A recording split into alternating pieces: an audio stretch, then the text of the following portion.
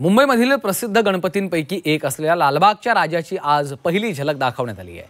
लालबागच्या राजाचं यंदा 92 वर्ष आहे।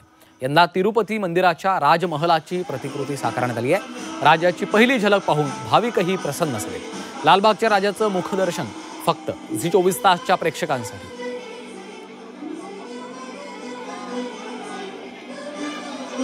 आणि याचाच आढावा घेतलेला आहे आमचे प्रतिनिधी गोविंद तुपे यांनी।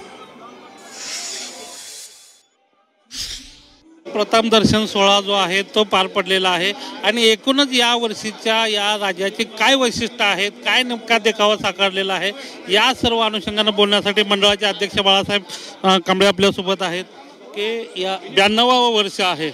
या वर्षीची मूर्ती जी आहे ती सुद्धा 50 फुटाची आहे। काय वेगळं आकर्षण? नाही, मूर्ती 50 फुटाची नाही आहे। मूर्ती आपली दरवर्षीप्रमाणेच आहे की सिंहासनावर बसलेली ही लालबागच्या राजाची यावर्षीचा हा जो 92वा गणेशोत्सव आहे त्याप्रमाणेच आहे। या मूर्तीचं म्हणजे यावर्षी जे वैशिष्ट्य आहे ते तिरुपती बालाजीचं जसं सुवर्ण मुकुट आहे त्या सुवर्ण मुकुटामध्ये विराजमान झाल्यासारखी म्हणजे त्याप्रमाणे मूर्तीची सजावट आहे।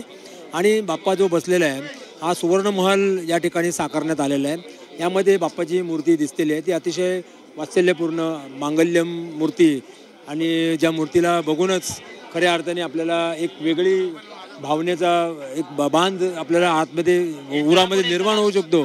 अशी ही लालबागच्या राजाची मूर्ती अनेक वर्ष अनेक करोडो भाविकांना या मूर्तीकडे बघितल्यानंतर वेगळी अनुभूती मिळत असते, एक वेगळं आत्मिक समाधान मिळत असते। अशी ही लालबागच्या राजाची मूर्ती 92व्या वर्षामध्ये लालबागच्या राजा सार्वजनिक गणेशोत्सव मंडळाच्या माध्यमातून विराजमान झालेली आहे। अशा पद्धतीची जी भूमिका आहे ती मंडळाचे पदाधिकारी मांडताना दिसत आहेत। सागर पाटील सह गोविंद तुपे, झी24 तास, मुंबई।